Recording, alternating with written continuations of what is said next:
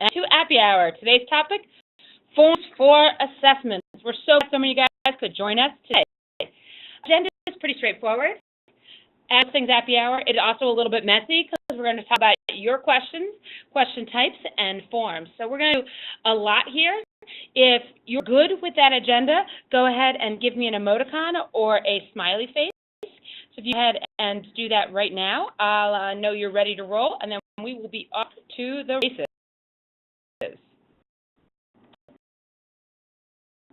One first thing to do is I'm going to have you pop in. I'm going to drop right in the chat. We did this with attendance. I'm going to drop in a document, and I'm going to ask you if you have any questions about forms. It's super simple. It's a big blank document, and I'm going to ask everybody if you go ahead and click on it to cover with me.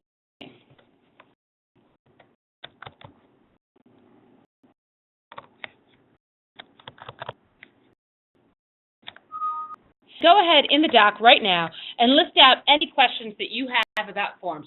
Try to at least one down and give it a second. Now, what is with forms is one of those tools that's really simple and efficient, but there's so much power behind it that you don't necessarily always know all the tips and tricks. So we're glad to see what are the things you guys, as you've explored with it, have always wanted to know. You guys who are watching on recording, you can't add into our document here, but we do run a number of these different presentations, and that will help you out as you go. So you'll be able to see kind of where we jump in and move people with their questions as we go.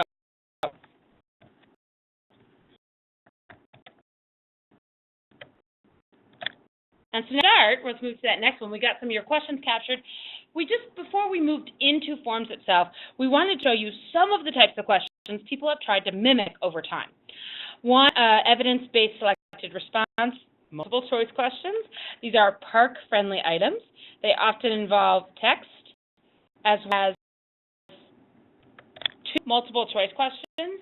So if you did ask it but you're interested, a question you could add to that Google Doc right now with questions is how to make a form that has just two questions on it, or maybe want to ask us how to embed an image-based document with another question out there is a prose constructed response. This one is pretty common. Anybody who's gone to school in the past 40 years has written an essay question, but you'll know that you need a space for a free response, and you may want to have a doc here or a video that the students respond to. Questions. And this one's where you get a little bit trickier, but you do want to have a fill-in response, and you might want to do drop-down menus. Google is kind of limited, but we're going to show you what it can do. I want students to be able to express mathematical reasoning. So they too need the ability to have an open box to type what they're thinking. The third type of mathematical questions where the assess modeling need to be able to string is fill in blank as well as essay all into one question. And if that's something you've always worried about, we can show you today on forms. Press Queen, we'll look at some of the questions that you guys came up with, and then we're going to jump right on over to forms. Am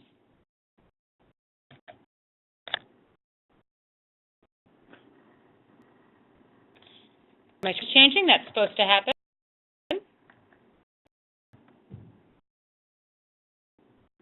Question. So we're going to make sure we had a photo and a picture. Absolutely. The most efficient way to create a form so others can see the results. How to use forms for grade assessments, using those drop-down menus, and how can I make questions in the question without answering questions. Awesome. So let's get right to it. The first one that asks is get a form. So I made one right here on which that's kind of a dummy demo form. Right? So this is the editing side, and if I want to see it live and in person, I go to the preview side. Right? So you know, this is kind of the number one troubleshooting we get is sometimes people will send this link to somebody else to take the form, where in reality you need to go to the preview and capture the preview link. But one of those questions that you guys asked me was how to share a form so someone else can get the data. way to share a form with someone else is to have them make, and my other colleagues can jump in, is to have them be able to make a copy of the form itself. That way, the form's responses form is the same, but everybody gets their own data set. It's just the simplest way to do that. How do you do that? You actually do that. This is a super secret trick. Instead of editing the form, you want to copy the form.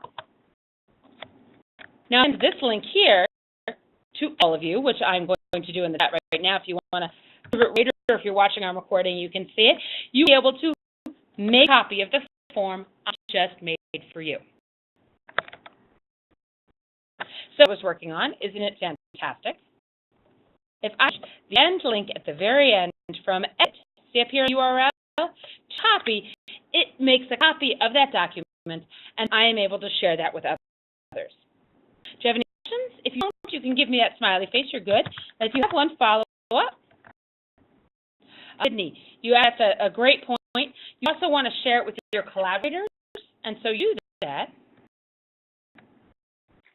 On send form, like I did right here, and then add collaborators. So this way I can let other people see. I'm actually going to let anyone in MCPS find and access this link. Now you should be able to make a copy of it. All right. And come in, Lisa. Just in case you're not sure how to get back to the chat, you can hover over at the top of the screen where it says Viewing Carry Boost Applications, and the chat and participant options will come down. You can see the form in that. So that's a great question. How do you share it with others? Now, the benefit of doing it this way is you, as maybe you're a team lead, maybe you're a leader on your team, you get to make up the form that you want everyone to collect data for, and they can have their own form. I mentioned data, and that's here in responses.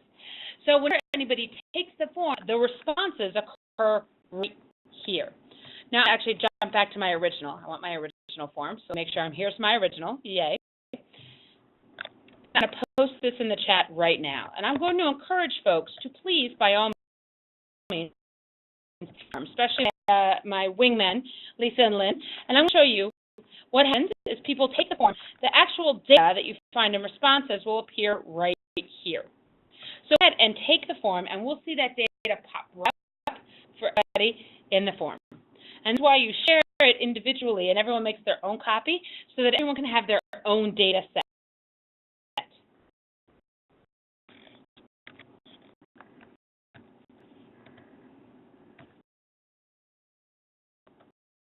And so I don't have pause recording, so for watching on the record, that was a moment to get your headset. But the data as it comes up, you go ahead and take that form, that data come up live as you move through it. And the benefit here is, of course, that it's not mixing data with individual people. Oh, and Carmen took it. We see her data, we see her choices, and her pieces come up here. So this is really cool because you have students take data, and then you can show them the data on people's answers. So they tell me here, 60%. More people are thinking this is the right answer. I, as a teacher, can get some data and see how it's doing.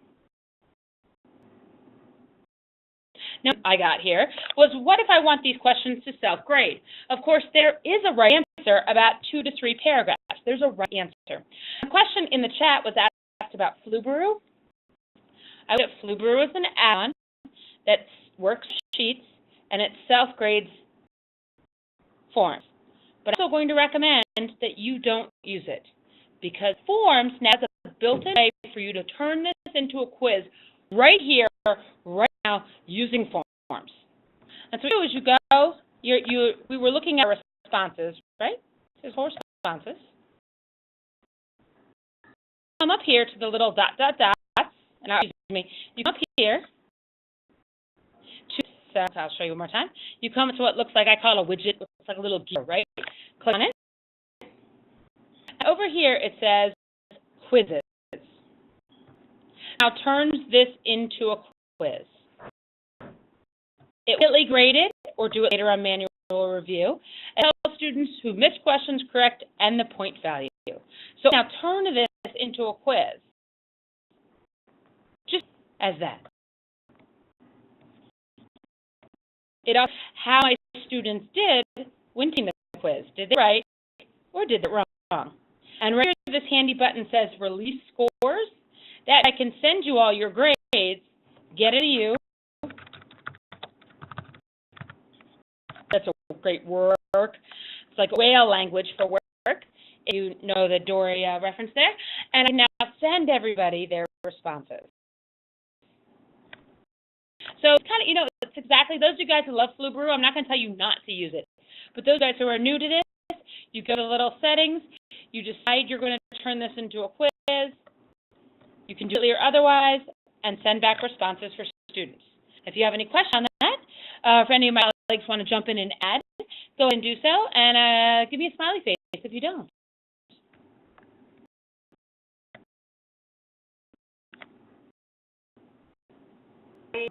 When you're making this into a quiz, you do need to go back to your edit version and set the responses. So you have to set the correct answers, of course. I mean, that makes sense. You have to do that for Flu Brew, too. So you do have to go back and set those. We get the opportunity to do when you're in the edit form.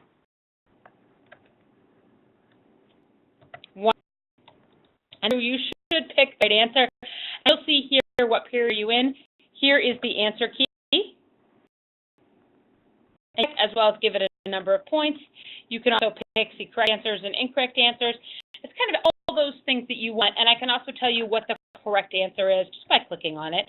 So once you go and turn your little widget on to do your quiz, once you do that, all these nice little answer key options are going to pop up at the bottom of the questions, so that you can say what is the right answer and what is the wrong answer. Questions?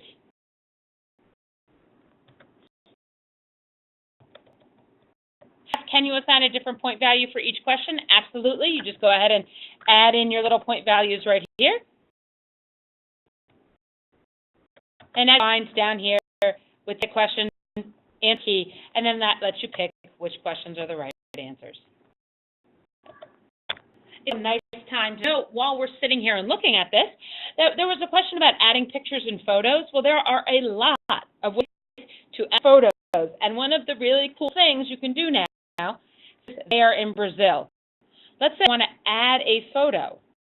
Well, I just found what looked like the little piece of paper with the little buttons.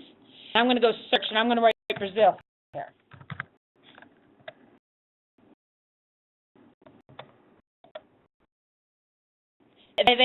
Brazil has an image with it. Maybe I want warm.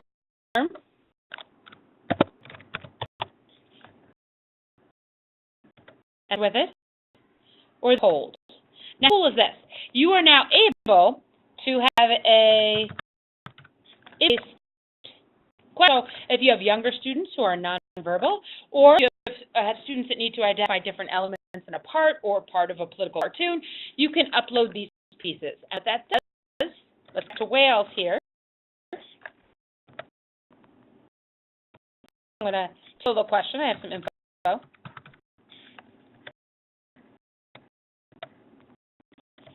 The answers, which I cool. If you think something is cool, one online things is to use exclamation points. One if you like it a lot, but I do like it's very perky, very professional, very easy. You can also add a picture just itself, and you see that actually in a number of different places. This is just a picture right here, and to add a picture as just in the document, you just press the image icon from here, and again, you can go find one yourself, take a snapshot, or search on Google. There on images before I jump in how to chunk up your pages. If there's no smiley face in the chat, image questions, go ahead and throw them in. Let's talk sectioning. One of the first things I showed you in the part questions, one of the first things we noticed is it's not a huge page of questions. Oftentimes, just like, and I'm going to delete this section, sometimes you get something like this. Here's humpback whales, here's the reading, and here's 2 questions. That's very common with the part selected responses. It has you read something, and they ask the student about a question that directly relates to the text.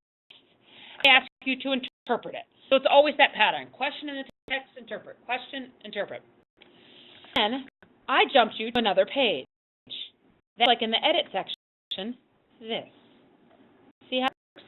So I add that into the, well, you come up here, and you roll your little cursor over what looks like, I don't know, without a bun. But if you roll your cursor over it, it says Add Section. And what it does is it adds a whole new section, which now any questions I drop into this second page, right here, I can add a question that says,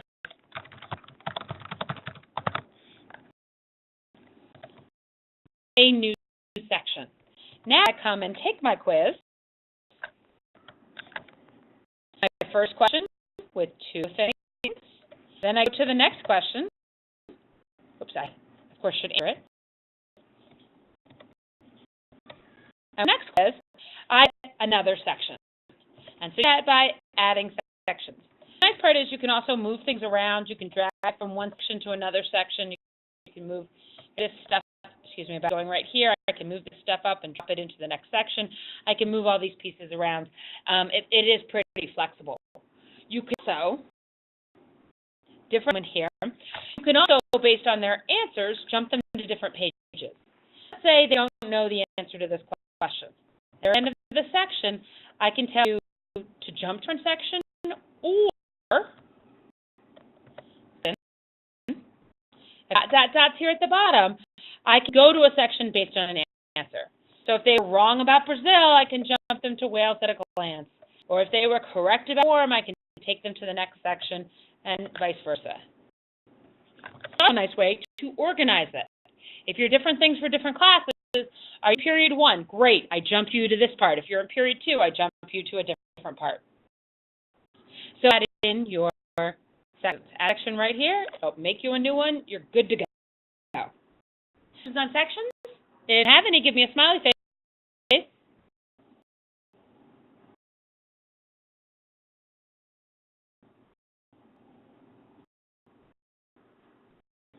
Great, math question there. If you're a math person, you can give me an exclamation point or 2. How do I add math questions into this?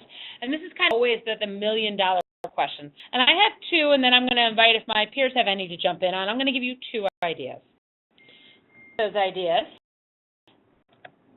Come up here and use an add-on called GMath for Forms. They have add-ons. You can go get them. But I'm going to show you how to use it first. I'll show you first. Don't get ahead of myself, folks. You click on Math for Forms, and it allows you to create a math expression, a graph, a display, a handwritten entry. You can even deploy math responses for forms. So I'm going to first do a math expression. Mission, like all good forms, you got to say all good apps. When they update it, you got to say allow. Full disclosure, teacher, just play 1 webinar. And now I'm going to go to my GMath for Forms. I'm going to create my mathematical expression, and here I am. I'm a teacher.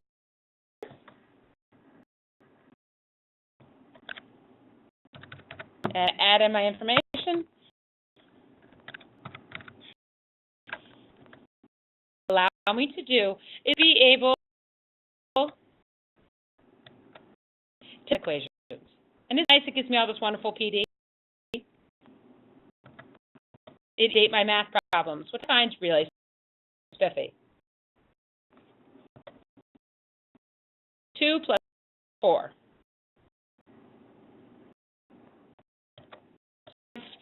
I should turn off my mouse, but how great is that? So you don't have to, if you just want to talk through your problems, it's going to let you do that. It's going to let you do that super simply. When you insert the math, you click on it, and insert the math. Question I want to insert it to. Right over for you.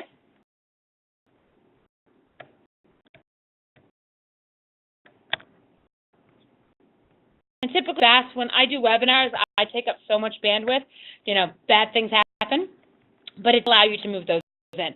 So I like that. I love that I got a yay. I find that to be really cool. It's just a simple way to get it in. You can do all the fun math things I don't know how to do, and then you can send them over. Go up down here as it does its thinking. I should probably not do 10 of them at one time. It's just free advice. Don't do 10 of them at one time. Also, it has an added feature down here, GMath for Forms, and it's relatively new. So this is like new to me. It has the extra piece that allows students to answer which forms in their responses, and that's one of those ways you can get at those part-style questions and have students get used to putting their answers into the computer. The last thing we want are kids who understand the math and get the process to do poorly in Park because they struggled with the technology. None of us want that.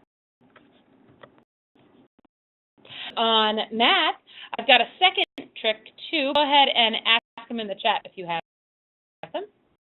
Give me a face.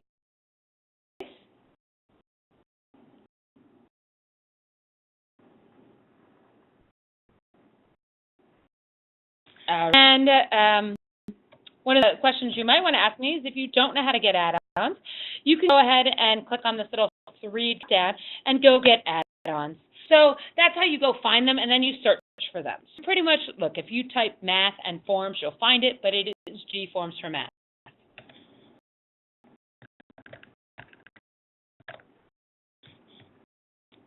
Question, Sid, if I just added it to my form, do I need to go to Docs to add it, or is it automatic? Thank you, Lynn, for typing that in the chat so everyone can see it recording or not. Once you add it to your forms, like all of your forms and you see it, you do to activate it. Move that out. You do need to activate it for individual forms. So it doesn't just automatically turn on. You have to turn it on itself. Your question, if it doesn't, feel free to let me know. Well, I think maybe she was asking, and I could be wrong too, because it's available in Forms and Docs, Google Docs and Google Forms, do you have to teach? And I believe the answer is yes. You have to per app. That is exactly what you're asking, and you are right on, Lynn. You do if you love this here and you've seen it in Docs or vice versa, people, you can get it in both. And you'll see here, isn't that handy? You'll see what happened is it pretty much took an image out of what you typed. So you saw that's an image, and then it just inserts it in for you. So that you can just type out your questions. I find that to be fantastic, and you probably will too. My other silly trick is actually to write your questions by hand like you always would, and take a picture of them and just insert them as an image. So you can use Snapshot, which is a way to take a picture straight with a Chromebook and hold up a picture of your mathematical equation, or you can upload a picture that you've taken off of your phone. But really, if you could say your words here, that's my favorite way to do it. Colleagues, if you have any other ones to add, go ahead and shout them out, but those are my faves.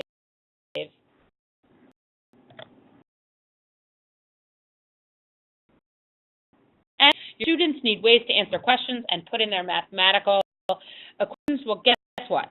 We want them to do that. We're going to press deploy here. To send a link to allow them to use GMath to correct their responses, and that's really cool too. This helps students be able to answer using the mathematical equations we know and love and want them to use. And it looks like you do it. It's going to allow them two questions that they want. So if imagine it's going to go through and it's going to let them do that orally by speaking it out loud as well. That might be something that they can do on the Park test, but it is something that might help them with instruction.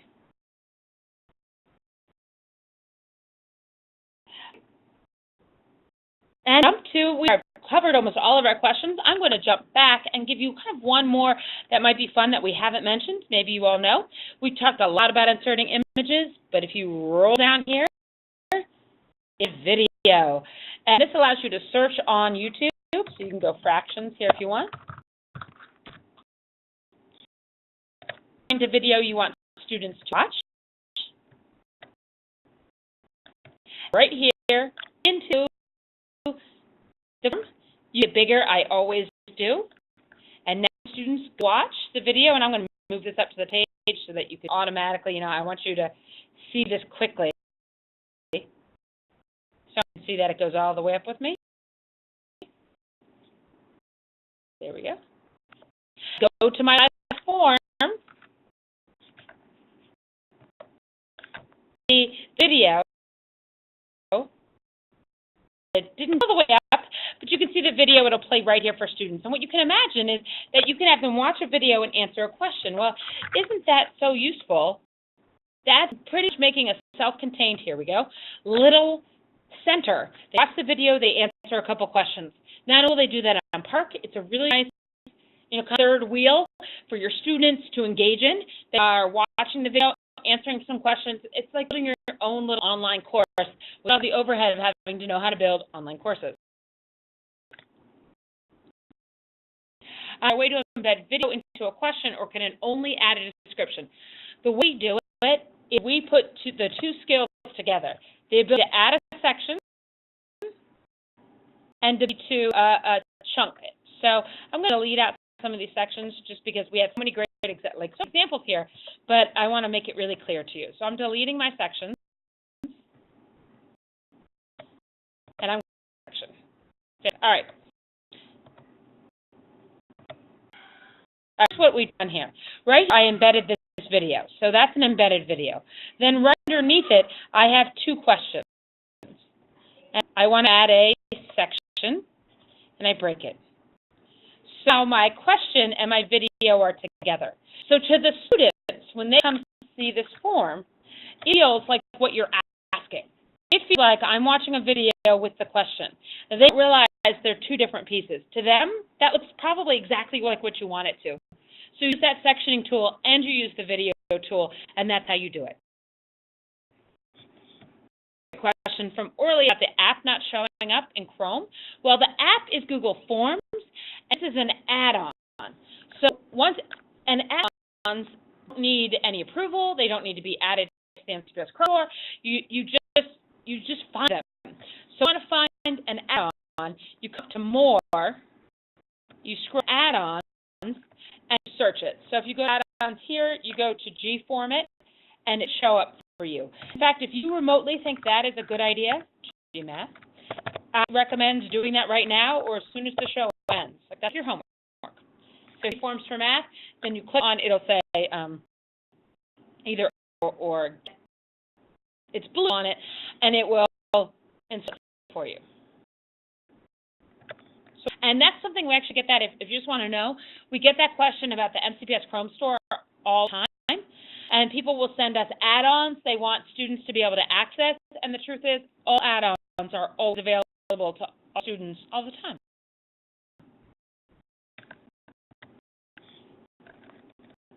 Now, it leads us through the questions. You guys said, hey, we want to know these things. We showed you how to make it efficiently. Make sure the most efficient way to share it with others is ensure that it is shared. You want to share it with. If it's everybody who teaches math in second grade, you can just share it with everyone in MCPS, or you can do individual people. Once you've done that, you come up to the very top of, and instead of the word edit, you just write copy. That works in Google Docs, by the way, Google Slides, Google Sheets. That trick works in all of them, so free there. Next up, we also said, hey, we don't recommend Flubaroo anymore because when you click on the little widget here, allows you to turn your forms into quizzes. Turn it on, you can make all these lovely changes.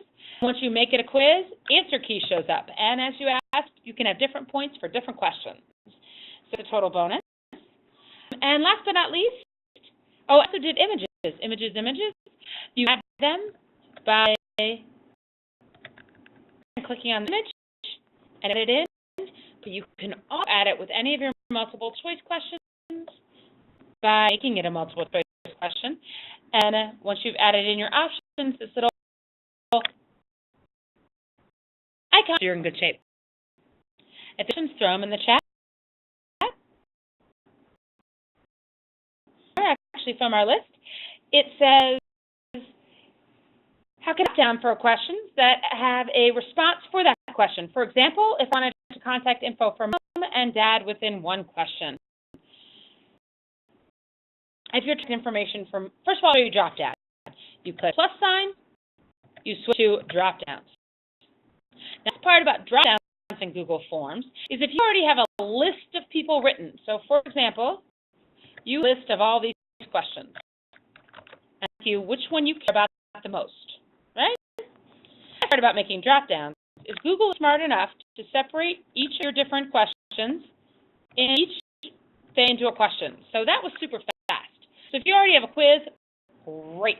However, I'm not exactly sure what you mean when you say you want to have one for mom and dad. I just recommend through and adding questions mom and dad and just putting them together, and I would recommend using sectioning to break those questions up. If you have questions about forms, go ahead and throw them in the chat. If you don't, go ahead and give me a smiley face.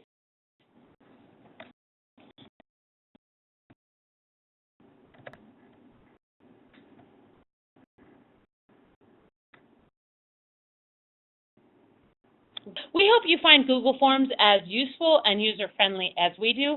Always remember when you're ready to share with people that you click on your little preview button and send this link and not the editable link.